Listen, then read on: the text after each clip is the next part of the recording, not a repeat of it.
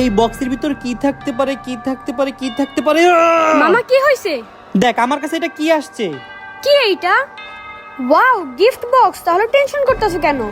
এইটা শুধুমাত্র একটা গিফট বক্স না, এটার ভিতরে আমার থেকে প্রো কিছু একটা আছে। কি? তোমার থেকে বেশি প্রো? এটা কি করে সম্ভব? আমি বিশ্বাস করি না। বিশ্বাস তো আমিও করি না, কিন্তু চিঠিতে তাই লেখা। তাহলে চলো এক্ষুনি বক্সটা খুলি। চল।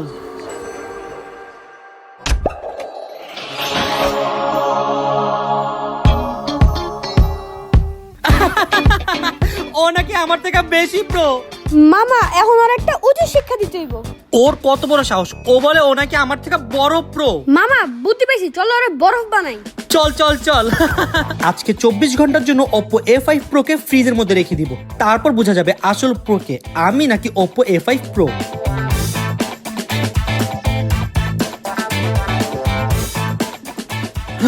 বরফ হয়ে গেছে। জীবন, ফোন তো জমে বাদ হয়ে গেছে। মামা চলো ফোনে একটা কল দেই। আচ্ছা ঠিক আছে। এখন বোঝা যাবে কে আসল প্রো। মানে কি?